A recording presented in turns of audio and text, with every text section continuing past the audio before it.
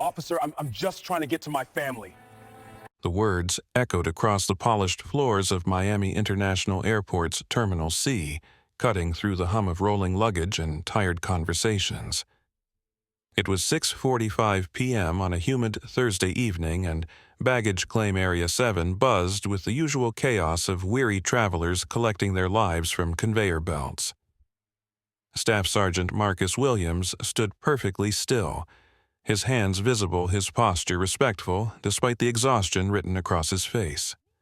At 28, he carried himself with the quiet dignity of a soldier who'd spent 15 months in Afghanistan, but right now he looked like any other tired traveler in wrinkled Army combat uniforms.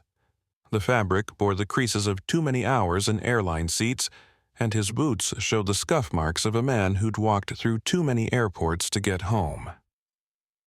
Before we dive deeper into this moment that changed everything, I want to ask you something. Have you ever been judged by your appearance before anyone knew your story? If this hits close to home, hit that subscribe button and share this with someone who needs to hear it. Because what happens next will remind you that dignity isn't something anyone can take away from you. Marcus had been standing by carousel number 4 for exactly 3 minutes when Detective Sophia Hartwell first noticed him. She moved through the baggage claim area like a predator scanning for prey, her sharp heels clicking against the tile floor with deliberate precision. At 35, Sophia was the kind of woman who commanded attention the moment she entered a room.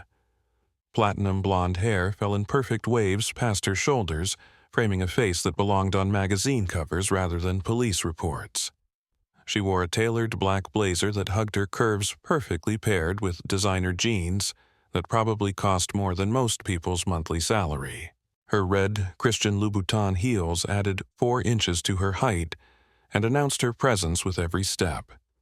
To most observers, she looked more like a successful corporate executive than a detective with Miami Airport Police. That was exactly how she liked it. A stolen uniform doesn't make you a soldier, sweetheart, Sophia said, her voice carrying across the space like a slap. It makes you a criminal. Marcus turned slowly, his movements deliberate and non-threatening. He'd been trained to de-escalate confrontations to show respect for authority, even when authority showed none in return. His dark eyes met hers calmly, and he spoke in the measured tone of a man who'd learned to choose his words carefully. "Ma'am, I'm Staff Sergeant Marcus Williams, returning from deployment." "Is there something I can help you with?" Sophia's perfectly glossed lips curved into a cold smile. She'd played this game before, and she knew exactly how to control the narrative. Behind her, 2 officers flanked her position like backup dancers in a choreographed performance. Officer Ramon Gutierrez, 29, was all nervous energy and eager ambition. His Hispanic features were sharp with concentration as he tried to impress the woman he'd been half in love with for the past 6 months. Officer Brad Mitchell, 32, stood to Sophia's left, his weathered face showing the uncomfortable expression of a man who'd seen this routine too many times. "Help me." Sophia laughed, a sound like ice cracking. "Oh, honey, you can help me by telling me where you really got that costume." 20 feet behind the unfolding confrontation, General Raymond Caldwell collected his black roller bag from Carousel 3. At 58, he moved with the understated confidence of a man who'd commanded thousands of soldiers in some of the world's most dangerous places.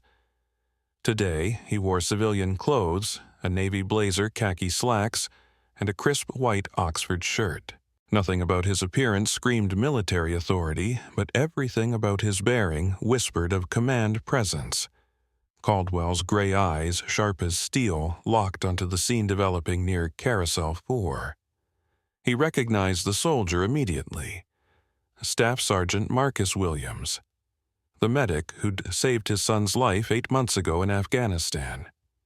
The man who'd held Lieutenant James Caldwell's severed artery for 12 minutes while waiting for medical evacuation, keeping the general's only child alive with nothing but pressure from his bare hands and sheer determination.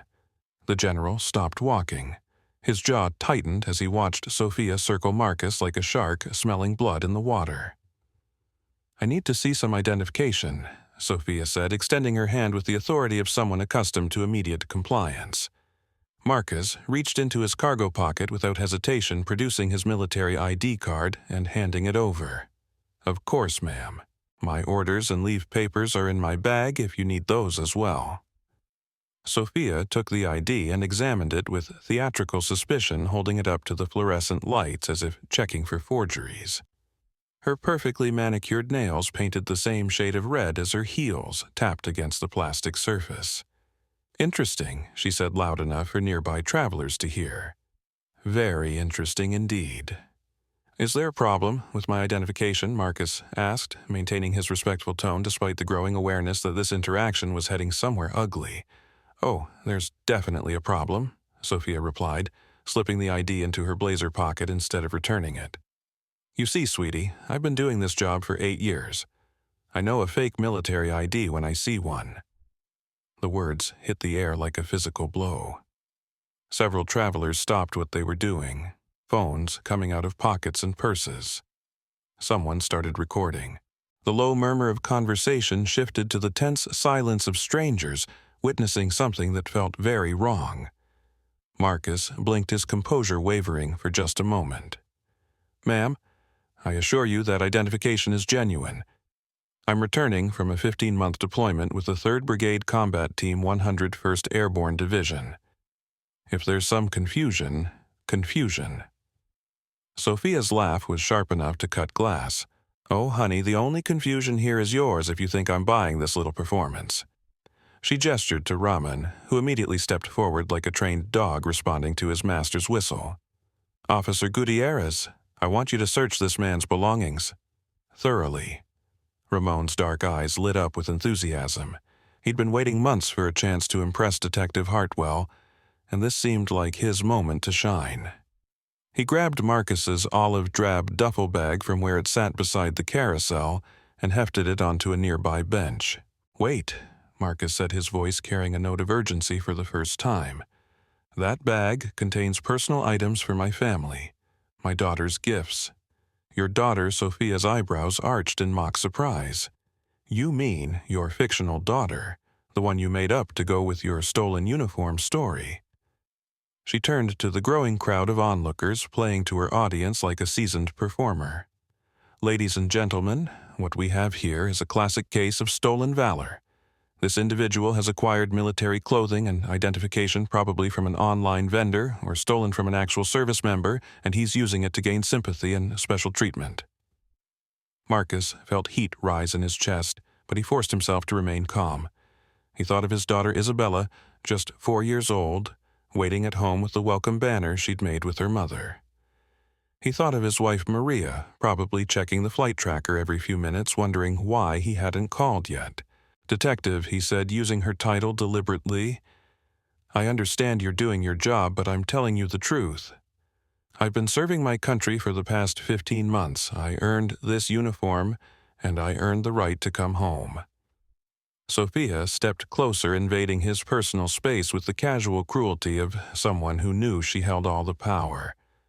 She was tall in her heels, nearly matching his height, and she used every inch to intimidate. "Earned it," her voice dripped with disdain. "Sweetie, black men in stolen uniforms are everywhere these days. Social media has made it so easy to play dress-up and fool people who don't know better." The words hung in the air like poison gas. Several people in the crowd gasped audibly. A woman with her teenage daughter covered the girl's ears. An elderly veteran in a VFW cap shook his head in disgust, but at Sophia, not Marcus. Ramon had begun dumping the contents of Marcus's bag onto the bench, handling each item with unnecessary roughness. Military-issued clothing fell to the floor. A shaving kit scattered its contents across the tile. And then Ramon's hands found the purple teddy bear that Marcus had carried across 2 continents and through 3 combat zones. "What's this?" Ramon asked, holding up the small stuffed animal. "That's for my daughter." Marcus said, his voice tighter now. "Her name is Isabella. She's 4 years old, and purple is her favorite color." Sophia's cold smile widened. "How convenient. A prop for your little story." She nodded to Ramon, who grinned and deliberately dropped the teddy bear onto the floor. Before Marcus could react, Brad Mitchell stepped forward and whether by accident or design, brought his heavy boot down directly on the small toy. "Oops," Brad muttered, but there was no sincerity in the apology. Marcus stared at the crushed teddy bear, its purple fur now dusty from the airport floor. One of its button eyes popped loose and rolling away into the crowd. For 15 months, that bear had been his promise to his daughter. Through mortar attacks and convoy missions, through the heat of Afghan summers and the cold of mountain nights, it had represented the love waiting for him at home. Now it lay broken on the floor of Miami International Airport, destroyed by people who were supposed to protect and serve. "You have no idea what you just did," Marcus said quietly, his voice carrying a dangerous edge for the first time. Sophia laughed, delighted by his reaction. "Oh, I think I have a pretty good idea, sweetie. I destroyed evidence in your little costume party." General Caldwell watched from his position 20 feet away, his hands clenched into fists at his sides. Every instinct screamed at him to intervene to end this travesty before it went any further. But he'd been in command long enough to recognize when larger forces were at work. This wasn't random. This wasn't just bias. This was predatory behavior by someone who'd clearly done this before. His phone buzzed with a text message. His wife asking if he'd landed safely. He ignored it, keeping his focus on the scene unfolding before him. He pulled out his phone and began recording, staying far enough back to avoid detection. "I need you to get down on your knees," Sophia said suddenly, her voice carrying a new edge of authority. The crowd fell silent. Several people stepped back, instinctively recognizing that they were witnessing something that would haunt them for years to come. Marcus stared at her. "Excuse me." "You heard me, sweetheart. Hands behind your head, down on your knees. You're under arrest for possession of fraudulent identification and stolen government property." "This is insane," said a voice from the crowd. A young woman with her phone held high was live-streaming the encounter. "This man hasn't done anything wrong." Sophia's head snapped toward the voice like a predator identifying a threat. "Ma'am, I need you to put that phone away and step back. This is official police business. This is America," the woman replied, her voice shaking but determined. "I have the right to record public servants in the performance of their duties, not when it interferes with an active investigation," Sophia shot back. She turned to Ramon. "Officer Gutierrez, I want that phone confiscated as evidence." Ramon looked uncertain for the first time. "Detective, I'm not sure we can, Officer Gutierrez." Sophia's voice cut like a whip. "Are you questioning my authority?" Ramon straightened immediately. "No, ma'am, of course not." But the hesitation had been enough. By now, at least 6 other people had their phones out recording from multiple angles. Someone had started a Facebook live stream. Another person was posting to Instagram. Whatever was about to happen would be preserved for posterity, and Sophia was beginning to realize it. Marcus remained standing, his dignity intact despite the assault on his character. "Detective, I'm asking you one more time to check my credentials properly. Call Fort Campbell if you need verification. Contact the Department of Defense. My service is documented and verified. What I need," Sophia said, stepping even closer, "is for you to comply with my lawful orders. Get on your knees. Now." The airport seemed to hold its breath. Travelers stopped walking, gathering in a loose circle around the confrontation. Children stared with wide eyes while their parents tried to shield them from witnessing something that no one should have to see. Marcus looked around at the faces surrounding him. He saw disgust, anger, confusion, and sympathy, but no one was stepping forward to help. He understood why. 3 badges against 1 tired soldier wasn't odds that most civilians were willing to face.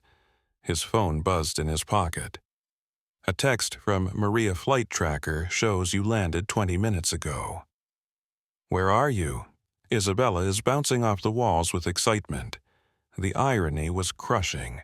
He'd survived 15 months in a combat zone, dodging improvised explosive devices, and treating wounded soldiers under fire only to be brought to his knees in his own country by people who'd never heard a shot fired in anger.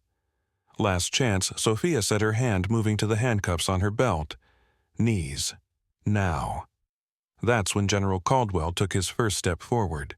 His voice when it came was quiet, but carried the unmistakable authority of someone accustomed to being obeyed without question. "Officer," he said, "I think there's been a mistake here." Sophia turned ready to dismiss another civilian interference, but something about the way the man moved made her pause. There was purpose in his step command in his bearing and an aura of authority that even she couldn't ignore. "Sir, I need you to step back," she said, but her voice lacked its previous confidence. "This is official police business." General Caldwell continued walking forward until he was close enough to speak without raising his voice close enough for everyone to hear every word clearly.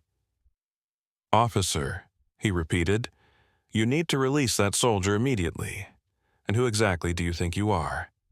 Sophia demanded, her hand still on her handcuffs, her other hand instinctively moving toward her weapon. Caldwell reached into his jacket and produced his military identification. Not with the theatrical flourish Sophia had used when examining Marcus's ID, but with the calm certainty of a man who'd never had his authority questioned and lived to regret it. "General Raymond T. Caldwell, United States Army," he said simply. "And that soldier you're attempting to arrest saved my son's life 8 months ago in Afghanistan." The effect was immediate and electric. The crowd of onlookers seemed to surge forward slightly, sensing that the power dynamic had just shifted dramatically. Sophia's perfect composure cracked for just a moment, uncertainty flashing across her features. Marcus's eyes widened as he recognized his commanding general for the first time since the confrontation began. "Sir," he said automatically, his military training taking over. Staff Sergeant Williams, General Caldwell nodded. "It's good to see you made it home safely." Rahman and Brad exchanged nervous glances. They'd been on the airport detail long enough to know that military officers, especially high-ranking ones, carried significant influence. This wasn't some random civilian they could intimidate into silence. But Sophia wasn't backing down. If anything, the presence of military authority seemed to inflame her further. "I don't care if you're the president himself," she said, her voice rising. "This man is in possession of fraudulent military identification, and I'm placing him under arrest." Detective General Caldwell's voice remained level, but there was steel underneath the calm surface. "I'm going to give you one opportunity to reconsider your course of action. Are you threatening a police officer?" Sophia demanded. "I'm offering you wisdom," Caldwell replied. "Staff Sergeant Williams is a decorated combat veteran who earned the Bronze Star for valor under fire. He's a medic who saved dozens of lives in combat, including that of my son, Lieutenant James Caldwell. What you're doing here isn't law enforcement. It's harassment based on prejudice, and it's being recorded by at least a dozen witnesses." The general's words hit the crowd like a revelation. Murmurs rippled through the onlookers. Someone shouted, "Thank you for your service." Another voice called out, "This is disgusting." But Sophia was too far down the path to turn back now. Her entire identity was built on control, on the power she wielded through badge and beauty, and she wasn't about to let some military officer undermine her authority in front of a crowd. "I've heard enough," she said, pulling out her handcuffs with a sharp, metallic snap. "Staff Sergeant Williams, or whoever you are, you're under arrest for possession of fraudulent identification, stolen government property, and interfering with a police investigation." She'd stepped toward Marcus, cuffs extended, but found her path blocked by General Caldwell's solid presence. "Detective," he said, and now his voice carried the full weight of command authority, "if you place those handcuffs on Staff Sergeant Williams, you'll be arresting a decorated American hero in front of dozens of witnesses, all of whom are recording this encounter. I promise you that the consequences will follow you for the rest of your career and beyond." For a moment, Sophia hesitated. She looked around at the crowd, at the phones pointed in her direction, at the faces filled with anger and disgust. But her pride and prejudice had carried her too far to stop now. "Step aside, General, or I'll arrest you for obstruction as well." That's when General Caldwell smiled. It wasn't a pleasant expression. "Detective Hartwell," he said, and the fact that he knew her name sent a chill through her confidence. "I think you should know that I've been recording this entire encounter. And in about 30 seconds, my aide is going to receive a text message with your badge number, your name, and a video file showing everything that's happened here tonight." He held up his phone, showing that he'd been recording since before he'd even approached. "But more importantly, you should know that Staff Sergeant Williams didn't just save any soldier in Afghanistan, he saved my son." The words hit the crowd like a physical wave. Several people gasped audibly. The woman who'd been live streaming said, "Oh my God," and her phone captured every word. General Caldwell continued, his voice carrying to every corner of the baggage claim area. 8 months ago, Lieutenant James Caldwell was trapped under a burning vehicle after an IED attack. His femoral artery was severed and he was bleeding out in the Afghan desert. Staff Sergeant Williams crawled under that burning vehicle, held my son's artery closed with his bare hands for 12 minutes while waiting for medical evacuation, and saved his life. He paused, letting that sink in. "The man you're attempting to arrest didn't just serve his country detective, he gave me back my son. He gave my wife back her child. And now you want to humiliate him in front of his fellow Americans because you think his skin color means he can't possibly be the hero he actually is."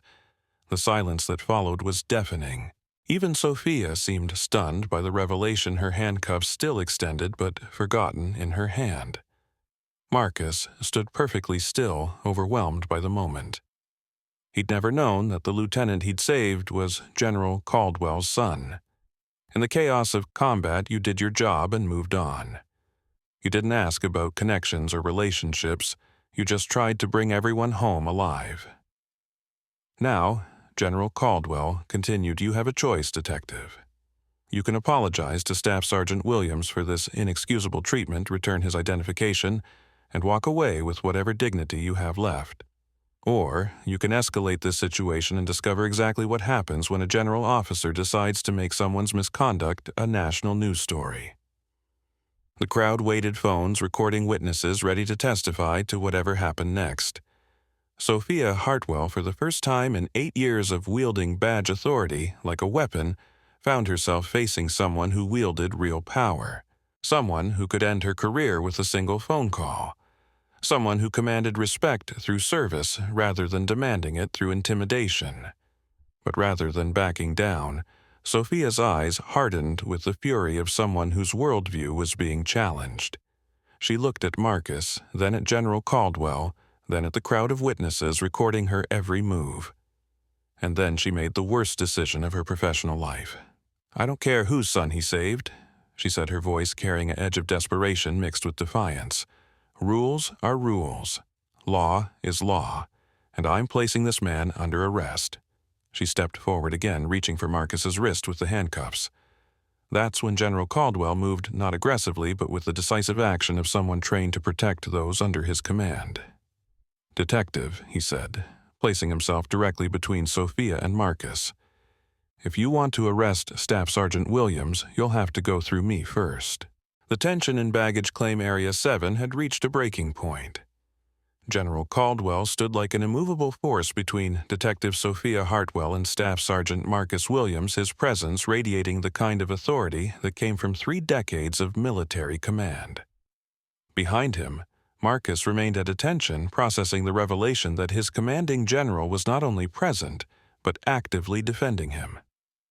"You're making a serious mistake," General Sophia said, her voice tight with barely controlled fury. "Interfering with a police investigation is a felony regardless of your rank, and harassing a decorated war hero is a violation of civil rights," Caldwell replied evenly, "regardless of your badge." The crowd of onlookers had grown to nearly 50 people. Phones held high social media notifications, pinging constantly as the video spread across platforms. Someone had started a Twitter hashtag, #MarcusWilliams. Another person was providing live commentary on TikTok. This wasn't just a confrontation anymore, it was becoming a national moment. Raymond Gutierrez shifted nervously, his earlier enthusiasm for impressing Detective Hartwell rapidly evaporating as he realized the magnitude of what they'd stumbled into. Brad Mitchell, the veteran officer, kept glancing between his detective and the general, his weathered face showing the expression of a man who'd seen enough of life to recognize when a situation was spiraling beyond recovery. Detective Hartwell Brad said quietly, "Maybe we should." Officer Mitchell Sophia snapped, "When I want your opinion, I'll ask for it." She turned back to General Caldwell, her perfectly applied makeup unable to hide the flush of anger creeping up her neck. "I don't care if you outrank God himself. In this airport, I have jurisdiction. Not you." General Caldwell's expression didn't change, but something in his eyes shifted. Anyone who'd served under him would have recognized the look. It was the calm before decisive action, the moment when a commanding officer decided that the time for diplomacy had ended. "Tell me, Detective," he said conversationally, "how many Bronze Star recipients have you arrested in your career?" The question caught Sophia off guard. "What does that have to—" "It's a simple question. How many—" "I don't see how zero," General Caldwell said. "The answer is zero, because you've never encountered a Bronze Star recipient before tonight. You've never been in the presence of that level of heroism and sacrifice. So let me tell you what a Bronze Star means." He turned slightly, addressing not just Sophia but the entire crowd of witnesses. His voice carried the practiced cadence of someone accustomed to briefing rooms and command decisions. The Bronze Star is awarded for heroic or meritorious achievement in ground combat. It's not given for showing up or following orders. It's earned by risking your life to save others when any reasonable person would run the other way. Marcus felt heat rise in his cheeks. He'd never been comfortable with attention, especially regarding actions he considered simply doing his job. But he remained silent, trusting his general's judgment. Staff Sergeant Williams didn't just serve overseas, General Caldwell continued. He repeatedly exposed himself to enemy fire to treat wounded soldiers. He performed surgery under mortar bombardment. He carried injured men to safety across open ground while being shot at by enemy combatants. The general's voice grew quieter, more personal. "And 8 months ago, in the desert outside Kandahar province, he saved my son's life." The story unfolded like a movie playing in the minds of everyone present. General Caldwell's voice painted pictures of heat and sand, of twisted metal, and spilled blood of a young soldier making split-second decisions that meant the difference between life and death. March 15th, 2024, 13:47 hours local time. Lieutenant James Caldwell was leading a convoy patrol when their vehicle hit an improvised explosive device. The blast flipped their Humvee and trapped my son underneath with his left leg crushed and his femoral artery severed. Several women in the crowd covered their mouths. Parents instinctively pulled their children closer. This wasn't abstract military action anymore. It was a father talking about nearly losing his child. The vehicle was on fire. Fuel was leaking everywhere. Any second it could have exploded and killed everyone nearby. Standard protocol in that situation is to establish a safe perimeter and wait for specialized equipment to extract casualties. General Caldwell's eyes found Marcus, and for a moment the command mask slipped, revealing a father's gratitude. Staff Sergeant Williams ignored protocol. He crawled under that burning vehicle, found my son bleeding out in the sand, and held his artery closed with his bare hands. For 12 minutes, while the vehicle burned above him, while enemy small arms fire cracked overhead, while everyone around him was shouting for him to get back to safety. The baggage claim area had gone completely silent except for the distant hum of the conveyor belts. Even Sophia seemed transfixed by the story. 12 minutes, the general repeated. Do you know how long 12 minutes is when you're holding someone's life in your hands, when every second feels like an hour? When your arms are cramping from the pressure you have to maintain and you can't let go, because letting go means watching someone die. Marcus remembered those 12 minutes with perfect clarity. The heat of the flames above the feeling of James's blood flowing between his fingers, the young lieutenant's eyes going glassy and then snapping back to focus over and over. He remembered James gripping his free hand and saying, "Don't let me die. Please don't let me die." "I won't," Marcus had promised. "I've got you. Stay with me." The medevac couldn't land because of the fire, General Caldwell continued. So, Staff Sergeant Williams maintained pressure on my son's artery until the flames died down enough for the helicopter to approach. He didn't move. He didn't falter. He held my son's life in his hands until help arrived. The general paused, letting the weight of the story settle over the crowd. When the medics finally extracted them both, Staff Sergeant Williams had second-degree burns on his back from the heat. His uniform was soaked in my son's blood. He was exhausted, dehydrated, and in pain, and the first thing he did when they pulled him clear was ask if the lieutenant was going to be okay. Someone in the crowd started clapping. Others joined in until the entire baggage claim area erupted in applause. Marcus stood frozen, overwhelmed by the public recognition of something he'd considered simply doing his duty. "That's the man," General Caldwell said, his voice cutting through the applause, "that you want to arrest for stolen valor." The clapping died away, leaving a silence that felt heavy with shame and anger. Not shame from Marcus or the general, but from the crowd of witnesses who'd watched a hero being humiliated by people who'd never risked anything for anyone. Sophia's face had gone pale beneath her makeup. The story had shifted the narrative so completely that she found herself isolated, no longer the authority figure maintaining order, but the villain attacking an American hero. She could feel the weight of dozens of hostile stares, the judgment of strangers who'd witnessed her casual cruelty toward someone who'd earned their respect through blood and sacrifice. But Sophia Hartwell hadn't built her career on backing down when challenged. If anything, the public pressure seemed to harden her resolve. She'd spent 8 years wielding badge authority like a weapon, and she wasn't about to surrender it now, not even to a general and his story. "That's very touching," she said, her voice dripping with disdain that shocked even the onlookers. "But heroic stories don't change the law. I have reasonable suspicion that this man's identification is fraudulent, and I'm going to investigate that suspicion thoroughly." The crowd's reaction was immediate and hostile. Someone shouted, "Are you insane?" Another voice called out, "This is disgusting." A veteran wearing a VFW cap pushed forward through the crowd. Detective the veteran said, his voice carrying the authority of someone who'd worn the uniform himself. "I served 2 tours in Vietnam. I know what a real soldier looks like, and I know what a real hero looks like. You're harassing both." Sophia turned on him with a vicious precision. "Sir, I need you to step back immediately, or you'll be arrested for interfering with police business." "Lady," the veteran replied, "I didn't fight for my country, so cops like you could come home and harass the people who fought after me." The exchange crystallized something for the watching crowd. This wasn't just about Marcus Williams anymore. This was about respect for military service, about dignity, about the way American heroes should be treated when they came home from war. General Caldwell watched the crowd dynamics carefully. He'd seen enough public relations situations to understand when momentum was shifting. But he also understood that mob anger, even righteous anger, could spiral out of control quickly. He needed to de-escalate the crowd while still protecting Marcus. "Detective Hartwell," he said, his voice carrying the tone he used for final warnings, "I'm going to offer you one last opportunity to resolve this professionally. I don't negotiate with 'you're not negotiating.'" General Caldwell interrupted. "You're listening. Because in about 30 seconds, my aide is going to receive a video file of everything that's happened here tonight. That video will be forwarded to your police chief, your mayor, the local news media, and the Pentagon's Public Affairs Office."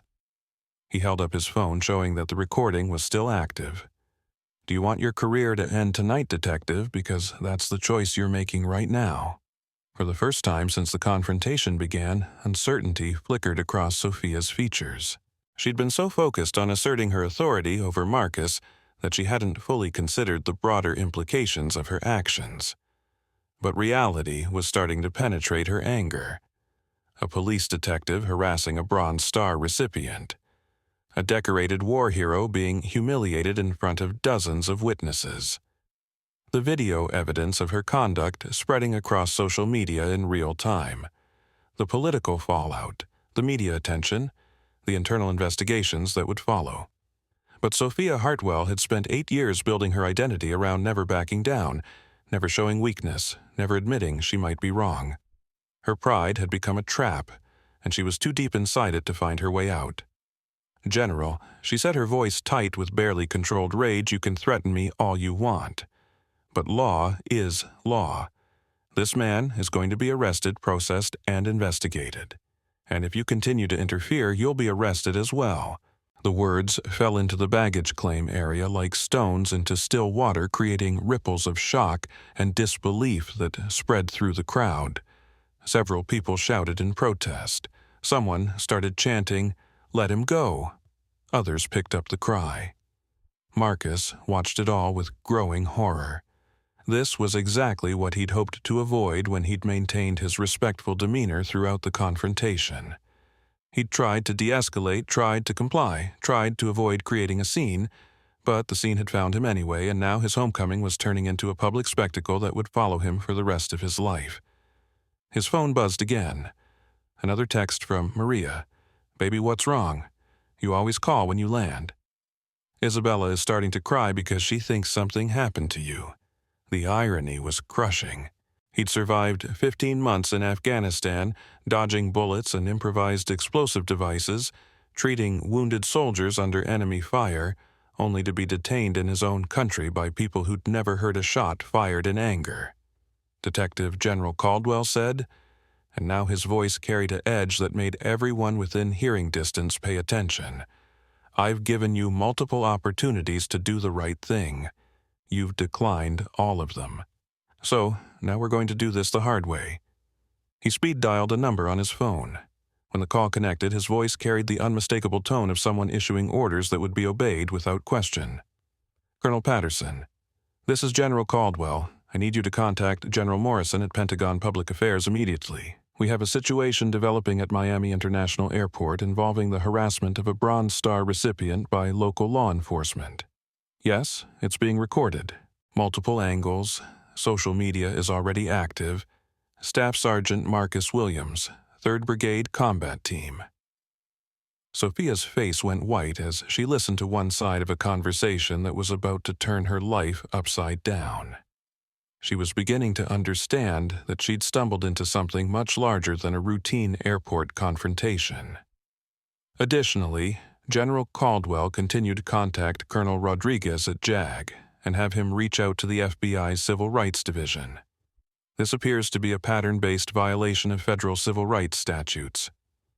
"Yes, I'll hold." He looked at Sophia while waiting for the connection. "Detective, you should know that Staff Sergeant Williams's harassment tonight fits a very specific pattern that federal investigators have been tracking. Targeted detention of minority service members by local law enforcement officials. It's become a significant enough problem that the Pentagon has established a task force to address it." The lie was smoothly delivered and completely believable. Sophia didn't know enough about federal law enforcement or Pentagon procedures to challenge it, but she understood enough to realize that her actions tonight might have federal implications. Sir Ramon Gutierrez said quietly, "Maybe we should Officer Gutierrez." Sophia snapped, "Maintain your position." But Ramon was beginning to understand that maintaining his position might mean maintaining his position in an unemployment line. He'd been a cop long enough to recognize when a situation was escalating beyond local control, and federal involvement was not something that airport police were equipped to handle. General Caldwell's phone conversation continued, each word driving another nail into Sophia's professional coffin. "Colonel Rodriguez, General Caldwell. I need immediate consultation on federal civil rights violations involving military personnel. Currently in progress, Miami International Airport. Yes, being recorded from multiple angles. Understood. I'll forward the video file within the hour." He ended the call and looked directly at Sophia. "Detective Hartwell, in approximately 15 minutes, you're going to receive a phone call from your chief. As he's going to order you to release Staff Sergeant Williams immediately and report to his office for an emergency briefing.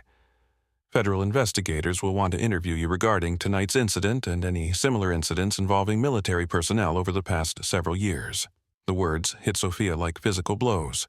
Federal investigation, pattern-based violations, emergency briefings, internal affairs reviews, media attention, civil rights lawsuits, career termination. She looked around at the crowd of witnesses at the phones, still recording her every word and action at the decorated war hero she'd been trying to arrest at the general who'd just orchestrated her professional destruction with a few phone calls. For 8 years, Detective Sophia Hartwell had used her badge and her beauty to control situations and people. She'd targeted those she considered vulnerable minorities, immigrants, working-class travelers who couldn't fight back against police authority. She'd built her identity around power and control, around never backing down, never admitting error. But tonight, she'd picked the wrong target. She'd attacked a decorated war hero in front of his commanding general, all while being recorded by dozens of witnesses. She'd revealed the ugly prejudice that had driven her actions for years, and now that prejudice was about to destroy everything she'd built. The crowd waited in tense silence for her response. Marcus stood perfectly still, maintaining his military bearing despite the chaos swirling around him. General Caldwell watched with the patience of someone who'd commanded troops in combat, someone who understood that decisive action often required perfect timing. And somewhere in the crowd, social media was exploding with outraged support and calls for justice that would reach millions of people before the night was over. Sophia Hartwell, for the first time in her adult life, found herself completely out of control of a situation she'd created. The power she'd wielded so casually for so many years was slipping through her fingers like sand, and there was nothing she could do to stop it. But rather than accepting defeat, rather than choosing grace or dignity or simple human decency, Sophia made the decision that would haunt her for the rest of her life. She reached for her handcuffs again. "I don't care about your phone calls or your threats," she said, her voice rising to nearly a shout. "I don't care about your general or your son or your Bronze Star. Rules are rules, and this man is under arrest." The crowd erupted in shocked disbelief. Someone screamed, "No!" Another voice shouted, "This is America." The veteran who'd spoken earlier pushed forward again, his face red with fury. General Caldwell stepped between Sophia and Marcus once more, but this time his posture had shifted from protective to something much more dangerous. "Detective," he said quietly, his voice carrying a deadly calm that silenced the crowd, "you just made the biggest mistake of your life." And that's when Marcus Williams, Staff Sergeant, United States Army Bronze Star recipient, the man who'd saved a general's son in the desert of Afghanistan, finally found his voice. "No," he said, his word carrying across the baggage claim area like a gunshot. General, with respect, let her do it.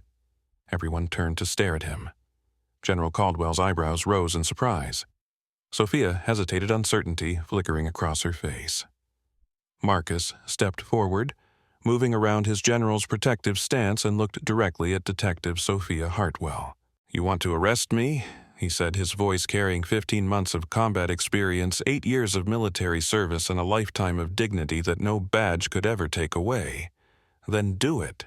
Put your handcuffs on a Bronze Star recipient. Arrest an American war hero in front of 50 witnesses. Let the whole world see exactly who you are." The challenge hung in the air like smoke from a battlefield. Everyone understood that Marcus wasn't surrendering. He was calling Sophia's bluff, forcing her to follow through on her threats in front of cameras and witnesses and federal attention that would destroy her career. Sophia's hands shook slightly as she held the handcuffs. This wasn't how things were supposed to go. She was supposed to be in control. She was supposed to have the power. But somehow the man she was trying to arrest had just seized command of the entire situation. The crowd held its breath, waiting to see if Detective Sophia Hartwell would really handcuff a decorated war hero on camera in front of witnesses, with federal investigators already being notified. Marcus stood perfectly still, his hands at his sides, his dignity intact, daring her to destroy her own life by following through on her threats. And in that moment, everyone in Baggage Claim Area 7 understood exactly who was really in control of the situation. The standoff lasted exactly 47 seconds, though. To everyone watching, it felt like an eternity. Detective Sophia Hartwell stood frozen with handcuffs extended, facing the impossible choice between backing down in front of dozens of witnesses or arresting a decorated war hero on camera, with federal investigators already being notified. Marcus Williams waited with the patience of someone who'd held wounded soldiers together while under enemy fire, his quiet dignity more powerful than any show of force. General Caldwell stood ready to intervene if necessary, but he recognized that Marcus had seized control of the moment and was handling it with the same courage he'd shown on Afghanistan battlefields. The crowd held its breath phones recording social media notifications, creating a constant digital buzz as the video spread across platforms faster than anyone could track. Then Sophia's phone rang. The sharp electronic tone cut through the tense silence like a blade. She glanced at the display and her face went pale. The caller ID showed exactly what General Caldwell had predicted, Chief Daniel Morrison. "Answer it," General Caldwell said quietly. "On speaker." Sophia's hands trembled slightly as she accepted the call and activated the speaker function. Chief Morrison's voice filled the baggage claim area, carrying the tone of a man dealing with a crisis that was spiraling beyond his control. "Hartwell, where the hell are you, and what the hell is going on down there, Chief? I'm at baggage claim area 7 dealing with a stolen valor case." "Stolen valor?"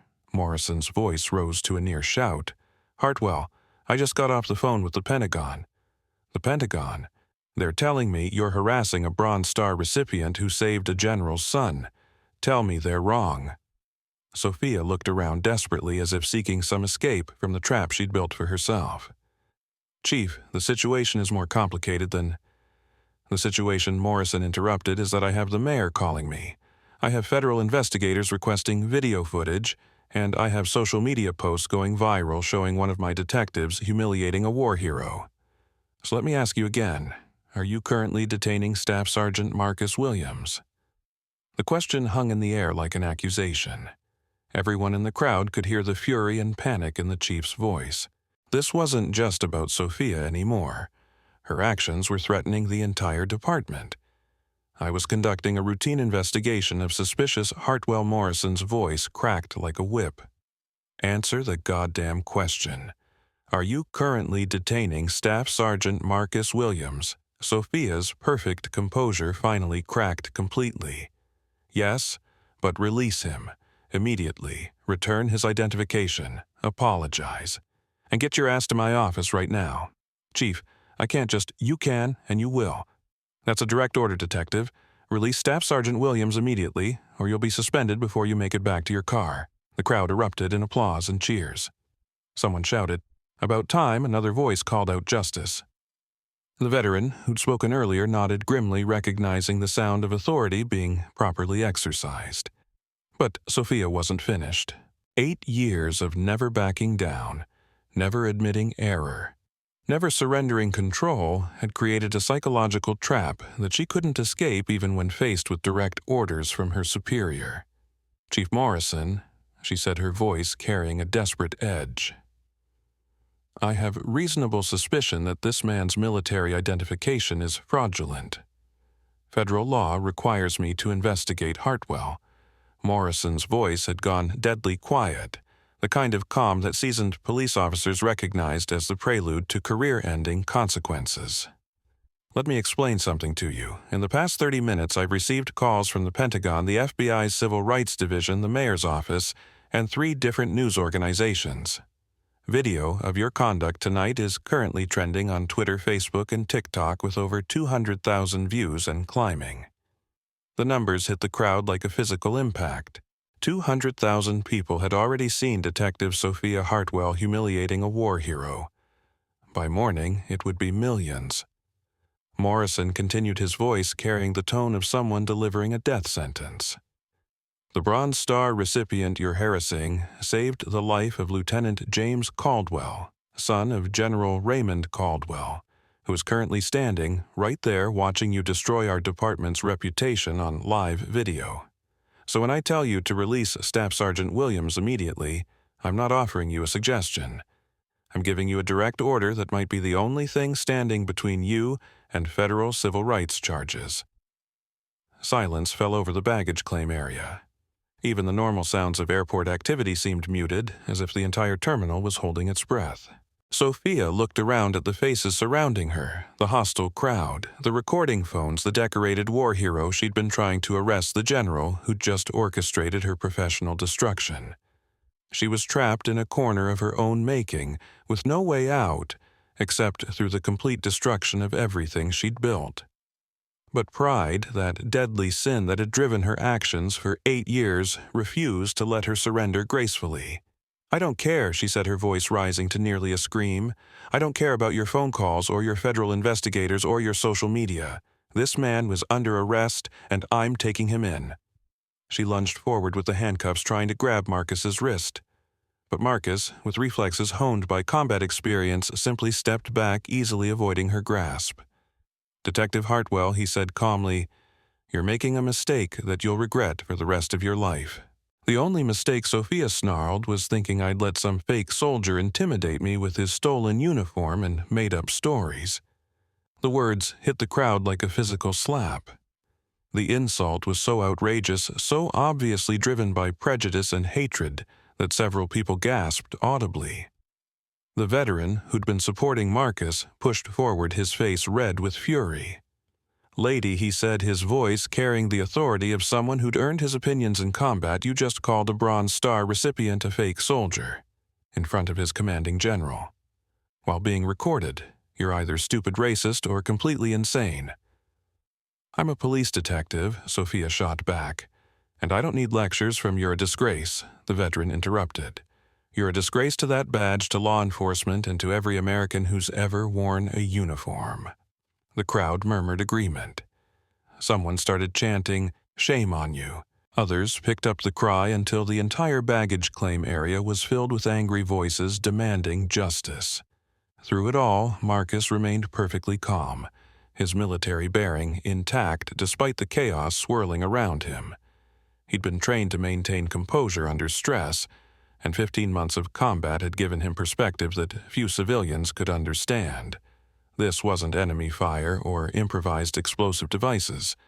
This was just one person's prejudice being exposed in front of witnesses, and that prejudice was destroying itself. General Caldwell watched the scene unfold with the calculated patience of someone who'd commanded troops in complex situations. He understood that sometimes the best leadership meant knowing when not to intervene, when to let events play out naturally to their inevitable conclusion. Chief Morrison's voice came through Sophia's phone speaker again, cutting through the crowd's chanting. "Hartwell, are you there? Respond immediately." Sophia grabbed the phone, taking it off speaker. But the crowd had gone quiet, straining to hear her side of the conversation. Her voice carried clearly across the baggage claim area. "Chief, the situation here is out of control. This crowd is threatening me, and I need backup immediately."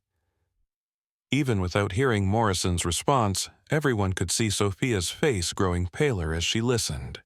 Her free hand moved unconsciously to her service weapon, a gesture that sent ripples of tension through the crowd. Detective General Caldwell said sharply, "I strongly advise you not to escalate this situation any further." But Sophia was beyond advice, beyond reason, beyond anything except the desperate fury of someone watching their world collapse. When she finally spoke again, her voice carried the edge of complete breakdown. "I'm calling for backup," she announced to the crowd. "Anyone interfering with this arrest will be charged with obstruction." She keyed her radio with shaking hands.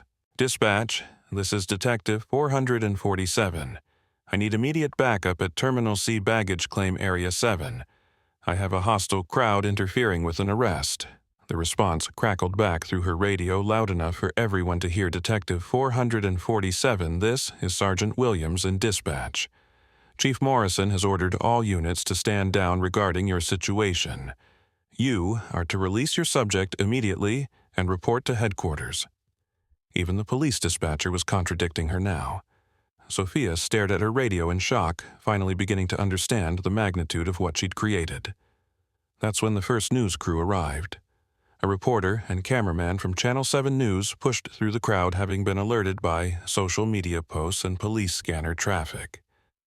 The reporter, a young woman with predatory instincts for developing stories, immediately recognized the explosive nature of what she'd stumbled into. "I'm Sarah Martinez with Channel 7 News," she announced, shoving a microphone toward Marcus. "Sir, can you tell us what's happening here?" Marcus looked at the microphone, then at General Caldwell, who nodded, almost imperceptibly. The decision to go public was being made for them by events beyond their control. "My name is Staff Sergeant Marcus Williams, United States Army." Marcus said, his voice carrying clearly across the baggage claim area and into the news camera. "I'm returning home from a 15-month deployment in Afghanistan. I was approached by Detective Hartwell and accused of wearing a stolen uniform and carrying fraudulent identification." "Can you tell us about your service record?" Martinez asked, recognizing that she was getting the story of her career. "I'm a combat medic with the 3rd Brigade Combat Team 101st Airborne Division. I was awarded the Bronze Star for actions in Afghanistan." Marcus paused, looking directly into the camera. "8 months ago, I saved the life of Lieutenant James Caldwell when his vehicle hit an improvised explosive device. Lieutenant Caldwell is the son of General Raymond Caldwell, who has been witnessing tonight's events." The reporter's eyes widened as she realized the full scope of the story. "General Caldwell, can you confirm Staff Sergeant Williams's account?" General Caldwell stepped into the camera frame, his presence immediately commanding the attention of everyone present. "Staff Sergeant Williams is a decorated war hero who saved my son's life under enemy fire in Afghanistan. What has happened here tonight is a disgrace to law enforcement and an insult to every American who has served their country." The general's words carried the weight of absolute authority, and they were being broadcast live to Channel 7's viewing audience while simultaneously being recorded by dozens of phones and posted to social media. Sarah Martinez turned back to Sophia, who was still standing with handcuffs extended, her perfect appearance now disheveled and her composure completely shattered. "Detective Hartwell, how do you respond to these allegations?" Sophia stared at the camera like a deer caught in headlights. She understood finally and completely that her career was over. The video evidenced the federal attention, the public humiliation, the direct disobedience of orders from her chief. There was no coming back from this. But instead of taking responsibility, instead of apologizing, instead of showing any trace of human decency, Sophia chose to double down one final time. "This man is under arrest," she told the news camera, her voice shaking with rage and desperation. "I don't care who his friends are or what stories they tell. Law is law." She reached for Marcus one more time, but General Caldwell stepped between them with the fluid precision of someone trained in personal protection. "Detective," he said quietly, "if you touch Staff Sergeant Williams, I will personally ensure that federal investigators treat this as a hate crime."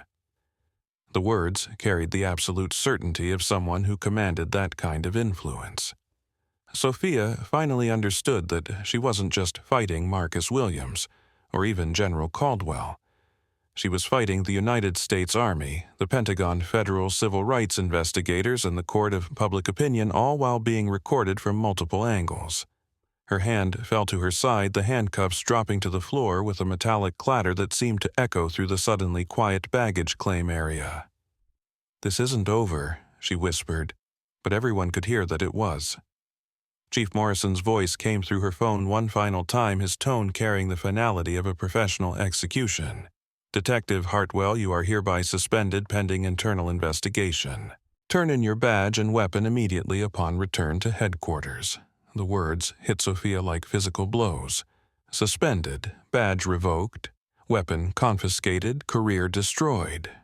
All because she'd let her prejudice and pride override her judgment. As the news crew continued recording and the crowd began to disperse, Marcus Williams finally retrieved his military identification from where Sophia had dropped it. He looked at the crushed purple teddy bear that had been meant for his daughter, and for the first time that evening his composure wavered slightly. General Caldwell placed a hand on his shoulder. "Staff Sergeant, let's get you home to your family." Marcus nodded, shouldering his damaged duffel bag. As they walked away from the chaos they'd survived, neither of them could have imagined that this was just the beginning of a story that would ultimately change policies and careers and transform how American heroes were treated when they came home from war. Behind them, Detective Sophia Hartwell stood alone in the baggage claim area. Her career in ruins, her prejudice exposed, her power stripped away by her own choices. The reckoning had only just begun. 3 weeks later, the federal courthouse in downtown Miami buzzed with media attention as the civil rights investigation into Detective Sophia Hartwell and the Miami Airport Police reached its climax. The hearing room was packed beyond capacity, with overflow crowds watching via live stream, as the nation followed a case that had become a symbol of broader issues surrounding police accountability and veteran respect. Marcus Williams sat at the plaintiff's table wearing his dress blue uniform with the bronze star visible on his chest. He'd initially resisted the formal military attire, preferring civilian clothes, but his attorney had convinced him that the jury needed to see exactly who Sophia Hartwell had attacked that night at the airport. Across the aisle, Sophia Hartwell barely resembled the confident detective who'd wielded badge authority like a weapon just weeks earlier. Gone were the designer clothes and perfect makeup. She sat hunched forward, wearing a simple gray suit, her once perfect blonde hair pulled back in a severe ponytail. The transformation was stark and deliberate, her attorney's attempt to humanize someone who'd become a national symbol of police misconduct. But the most dramatic change was in Sophia's eyes. The cold confidence and casual cruelty had been replaced by something that looked like fear mixed with desperate defiance. She understood that her life as she'd known it was over. The only question now was how complete the destruction would be.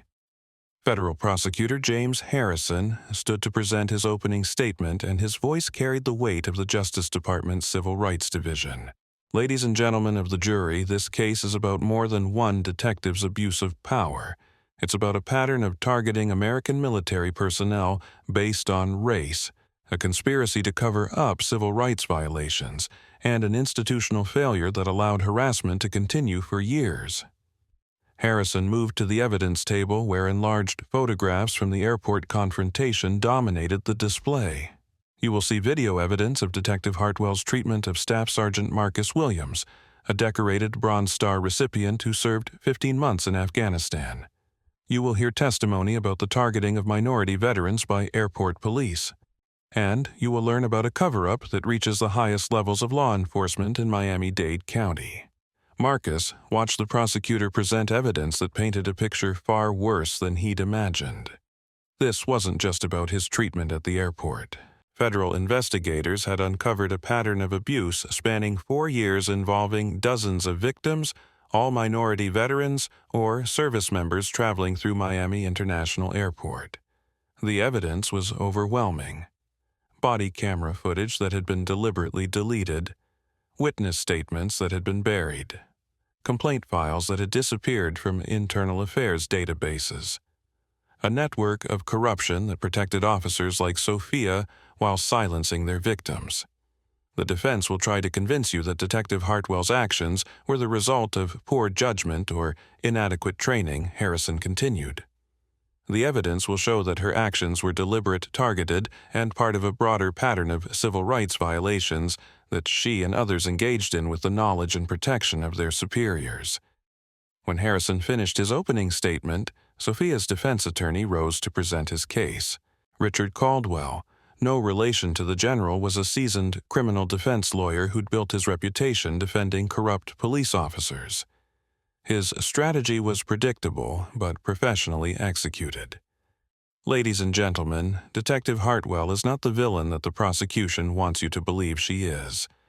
She's a dedicated law enforcement professional who made a mistake in judgment under stressful circumstances.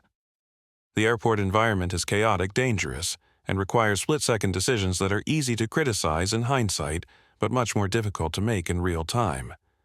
Marcus felt anger rise in his chest as he listened to the defense minimize what had happened. It hadn't been a split-second decision or a mistake in judgment. It had been deliberate, calculated humiliation based on racial prejudice carried out with the casual cruelty of someone who'd done it before and expected to get away with it again. But the defense attorney continued painting a picture of Sophia as a victim of circumstances rather than a perpetrator of civil rights violations. Detective Hartwell served the Miami-Dade Police Department with distinction for 8 years. Her personnel file contains numerous commendations for professional service. The prosecution wants you to believe that she suddenly became a racist who targets veterans, but the evidence will show that she was simply doing her job in a difficult situation that got out of control. The defense strategy was clear: minimize the individual incident while ignoring the broader pattern of abuse. portray Sophia as a scapegoat rather than a symptom of institutional problems, appeal to the jury's sympathy for law enforcement while deflecting attention from the deliberate nature of the violations. But federal prosecutors had spent 3 weeks building an airtight case, and they were ready for the defense's tactics. The first witness was Marcus himself. As he walked to the witness stand in his dress blues, the courtroom fell silent. Several jurors sat forward in their chairs, recognizing that they were about to hear testimony from someone who'd earned their respect through service and sacrifice. Prosecutor Harrison guided Marcus through his service record, his deployment to Afghanistan, and the events leading up to his encounter with Detective Hartwell.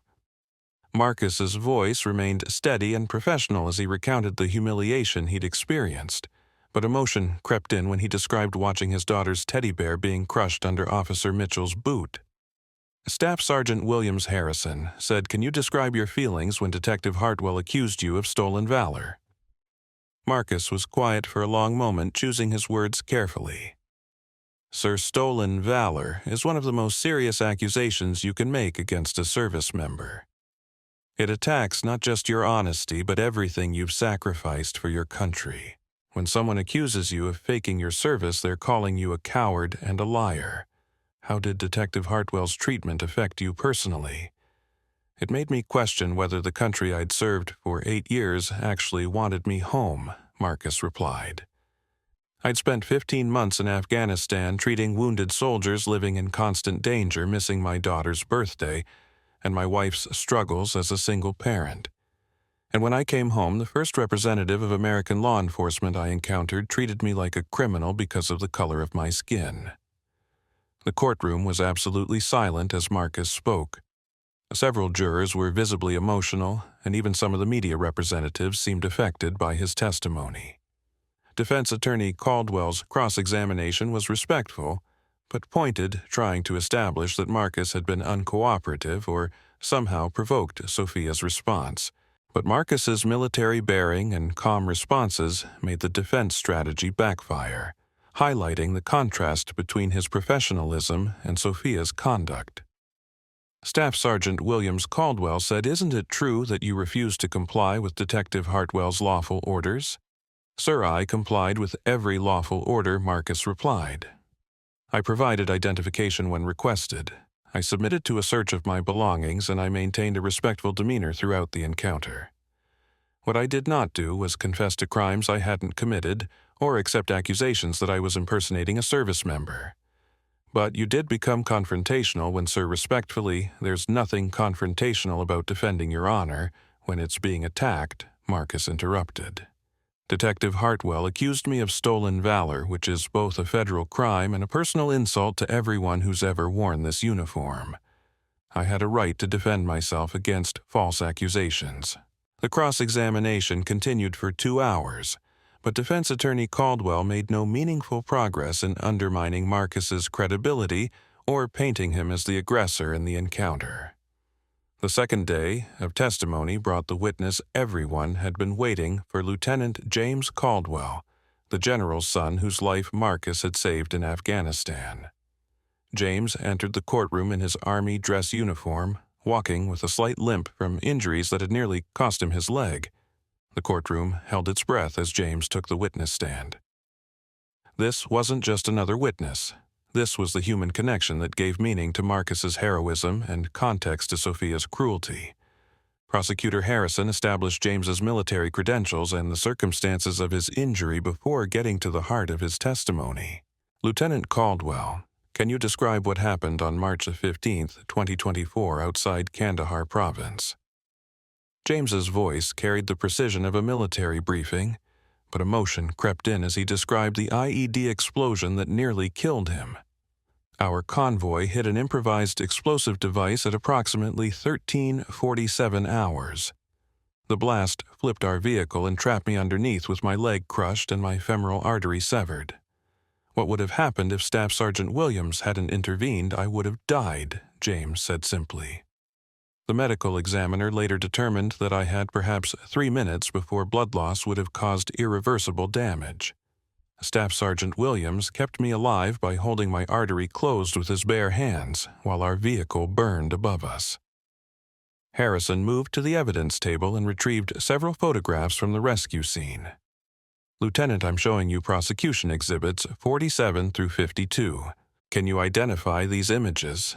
James looked at the photographs, his face growing pale. These show the aftermath of our vehicle explosion.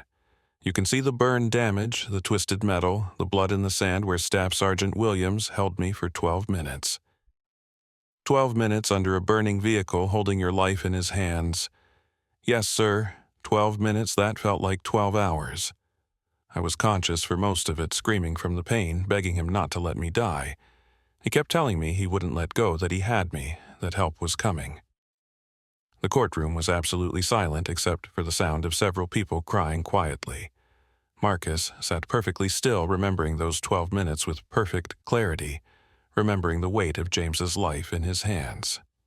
Lieutenant, how do you feel about Detective Hartwell's treatment of the man who saved your life?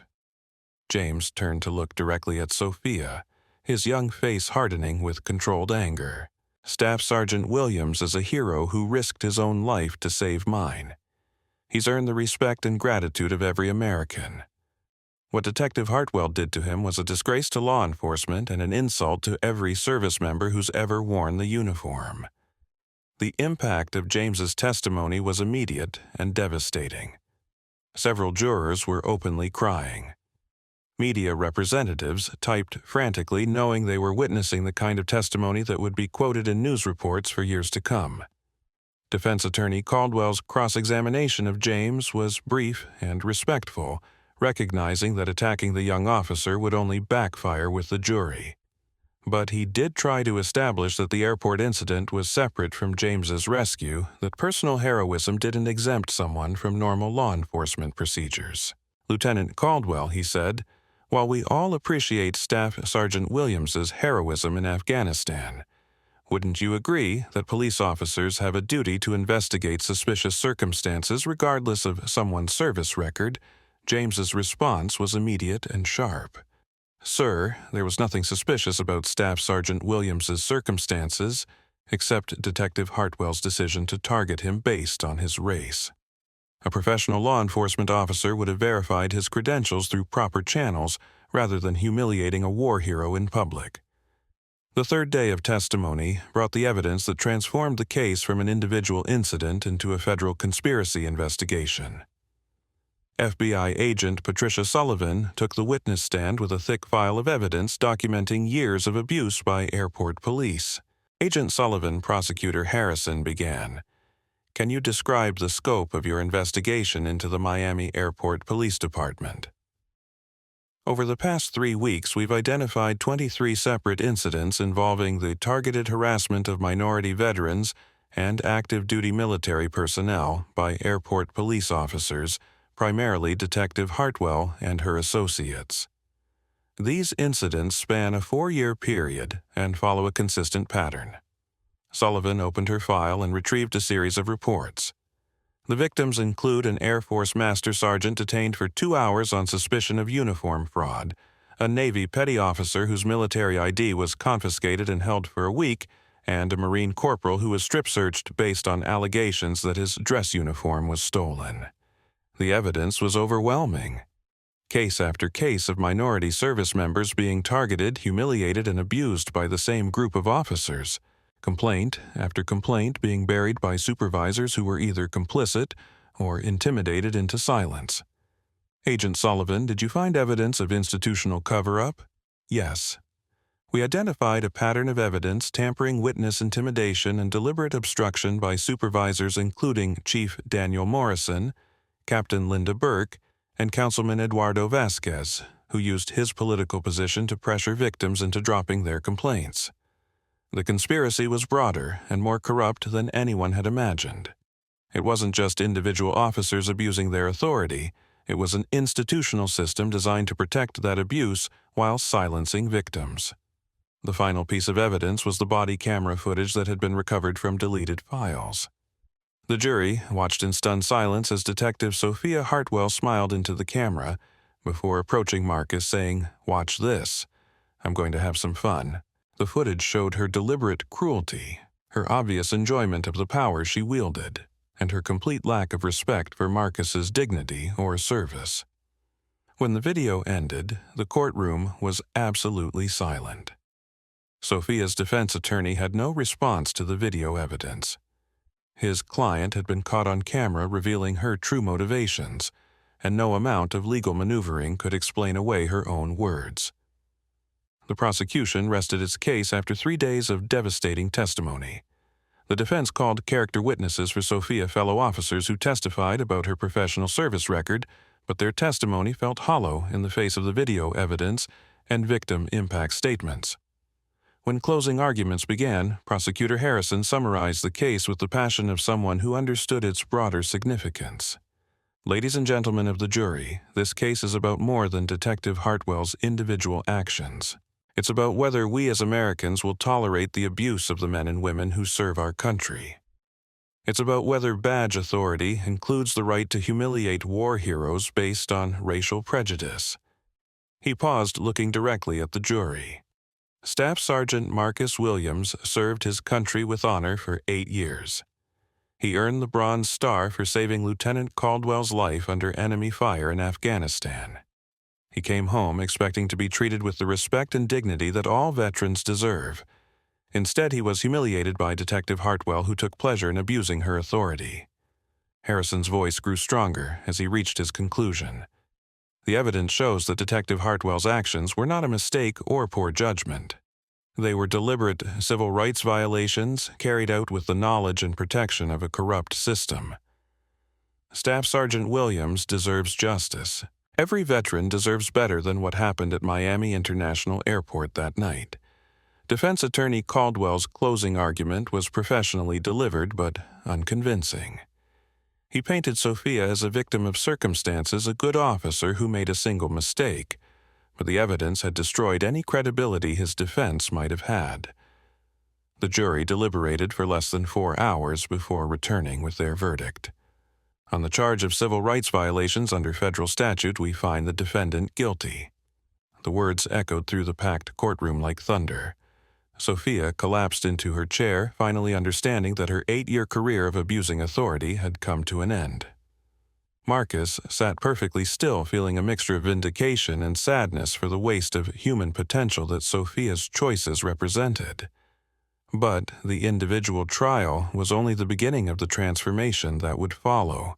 6 months after the verdict that sent Detective Sophia Hartwell to federal prison for 3 years, the changes rippling through American airports and police departments had become impossible to ignore.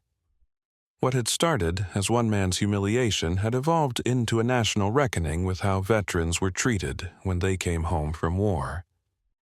Marcus Williams stood at the podium of Miami International Airport's newly renovated training center, addressing a room filled with airport security personnel, police officers, and federal investigators. Behind him, a large screen displayed the words, Operation Respect Protocol, the comprehensive training program that now bore his name and had been implemented in 43 airports across the country. 6 months ago, Marcus began his voice carrying the same calm authority that had sustained him through that terrible night at Baggage Claim Area 7. I came home from Afghanistan expecting to reunite with my family after 15 months of deployment. Instead, I was accused of stolen valor, humiliated in public, and treated like a criminal because Detective Hartwell looked at my skin color and decided I couldn't possibly be a real soldier. The audience, a mix of new recruits and veteran officers, listened with the respectful attention of people who understood they were hearing from someone whose experience had changed policies nationwide. But this story isn't about me. Marcus continued. It's about the 23 other veterans who were similarly targeted and harassed. It's about the culture that allowed that harassment to continue for years. And it's about the changes we've made to ensure that no American hero ever has to endure what we endured. In the front row, General Raymond Caldwell sat beside his son James, both of them wearing civilian clothes but carrying themselves with unmistakable military bearing. The general had retired from active duty 2 months earlier to focus full-time on veteran advocacy work, using his platform to push for reforms in how service members were treated by law enforcement. The reforms had been swift and comprehensive. Federal legislation now required specialized training for any law enforcement officer working in transportation hubs. Body cameras could no longer be disabled or deleted without triggering automatic federal review. Most importantly, a new federal task force had been established to monitor and investigate civil rights violations against military personnel. The Marcus Williams Protocol, as it had become known in law enforcement circles, mandated that any detention or investigation of uniformed military personnel required immediate verification through federal databases in the presence of a supervisor. No individual officer could make the kind of arbitrary decisions that had led to Marcus's humiliation. But the changes went beyond policy. They represented a fundamental shift in how American society viewed the treatment of veterans and the accountability of those entrusted with public authority. Chief Daniel Morrison had been forced to resign in disgrace after federal investigators discovered his role in covering up years of abuse. His replacement, Chief Maria Santos, had implemented comprehensive reforms that made the Miami Airport Police a model for other departments nationwide. Captain Linda Burke, who had buried evidence and intimidated witnesses, was serving 18 months in federal prison. Councilman Eduardo Vasquez faced public corruption charges that would likely end his political career and result in significant prison time. But perhaps the most significant change was in the culture itself. The viral video of Marcus's treatment had sparked a national conversation about respect, dignity, and the way American heroes should be welcomed home. #Marcus Williams had become more than a hashtag. It had become a rallying cry for veterans' rights and police accountability. At the conclusion of his speech, Marcus was joined on stage by James Caldwell, who had become a close friend and frequent speaking partner. Together, they represented the bond between those who serve and those who serve with them, a reminder that military service created family connections that transcended rank and race. "Staff Sergeant Williams saved my life in Afghanistan," James told the audience. "But he did more than that. He saved my father's son, my mother's child, my future wife's husband, and someday my children's father." When Detective Hartwell humiliated him at this airport, she wasn't just attacking one soldier. She was attacking everyone who loved him, everyone he'd saved, and everyone whose life was better because of his service. The room erupted in sustained applause. These weren't just polite acknowledgments. They were emotional responses from people who understood the significance of what they were witnessing. After the formal presentation, Marcus walked through the same baggage claim area where his life had been changed 6 months earlier. The space looked different now, not just physically renovated but transformed by new protocols, better training, and a culture that prioritized dignity over domination. Near carousel number 4, a small plaque had been mounted on the wall.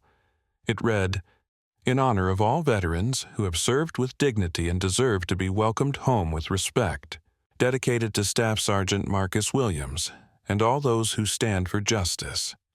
Marcus paused at the plaque, remembering the crushed purple teddy bear, the handcuffs, the crowd of witnesses, and the moment when General Caldwell had stepped forward to defend him. So much had changed since that night, but the memory of humiliation remained fresh, a reminder of how quickly dignity could be stripped away and how important it was to protect it for others. His phone buzzed with a text message from Maria. "Isabella asks if Daddy is famous now. I told her Daddy is a hero, same as always. We're proud of you. Come home." Marcus smiled, pocketing the phone. Fame wasn't what he'd sought from the experience. Justice had been enough. Change had been better. But knowing that his daughter could grow up in a country where veterans were treated with respect, that was everything. As he walked toward the exit, Marcus passed a group of soldiers in uniform returning from deployment. Airport security personnel approached them with professional courtesy, offering assistance rather than suspicion, treating them as honored guests rather than potential threats. One young soldier, a black woman about Marcus's age when he'd first deployed, looked nervous as security approached. But instead of harassment, she received a welcome home greeting and an offer to help carry her bags. The transformation was real, measurable, and permanent. 3 months later, Marcus received an invitation that would have seemed impossible during those dark moments at Baggage Claim Area 7. The President of the United States was hosting a ceremony at the White House to sign the Veterans Dignity Act, comprehensive federal legislation that established nationwide standards for the treatment of military personnel by law enforcement.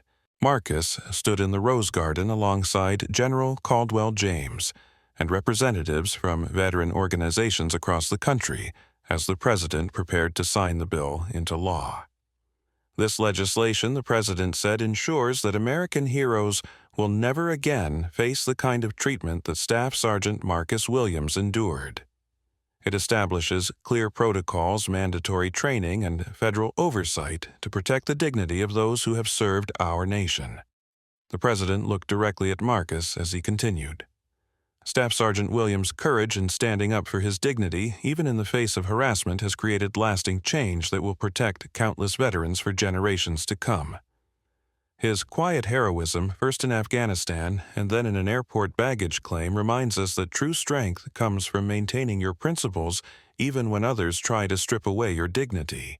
As the President signed the legislation, Marcus thought about the journey that had brought him to this moment. From the desert of Afghanistan, where he'd saved a general's son, to the humiliation of Miami International Airport, to the federal courthouse where justice had finally been served, to this Rose Garden ceremony where his experience had been transformed into protection for others. The legislation bore his name, but Marcus understood that the real victory belonged to every veteran who would benefit from the changes, every service member who would be treated with respect because of lessons learned from his humiliation. That evening, Marcus returned home to his family in Kentucky. Isabella, now 5 years old, had watched the White House ceremony on television and greeted her father with the kind of pride that made everything he'd endured worthwhile. "Daddy," she said, wrapping her arms around his legs, "I saw you with the President on TV. Everyone at school says you're famous." Marcus knelt down to her level, looking into eyes that reminded him of his wife and carried the promise of a future that would be better than the past. "I'm not famous, sweetheart," he said gently. "I'm just your daddy. But sometimes when people treat good people badly, we have to stand up and make sure it doesn't happen again. That's what Daddy did." "Because you're brave." "Because it was right," Marcus replied. "And because I want you to grow up in a world where everyone is treated with respect, no matter what they look like or where they come from." Isabella nodded solemnly, understanding more than her years might suggest. Like the soldiers who come home, especially the soldiers who come home. That night, as Marcus tucked his daughter into bed, she asked one final question that crystallized everything he'd fought for. "Daddy, will the mean lady ever be mean to soldiers again?" Marcus thought about Sophia Hartwell serving her federal sentence in a minimum security prison. Her career destroyed, her authority stripped away. He thought about the changes that had emerged from her choices, the protocols that now protected veterans, the training that educated officers, the oversight that prevented abuse. "No, sweetheart," he said confidently. "She won't. And other mean people won't either, because now everyone knows that when you're mean to soldiers, there are consequences." Isabella smiled and closed her eyes, secure in the knowledge that her father had made the world a little bit safer for everyone who served. Marcus Williams, Bronze Star recipient, combat veteran, and accidental civil rights hero, had kept his promise to hold the line. Not just in Afghanistan, where he'd saved a general's son under enemy fire, but in America, where he'd stood up for dignity when authority tried to strip it away. His quiet courage in the face of harassment had created lasting change that would protect veterans for generations to come.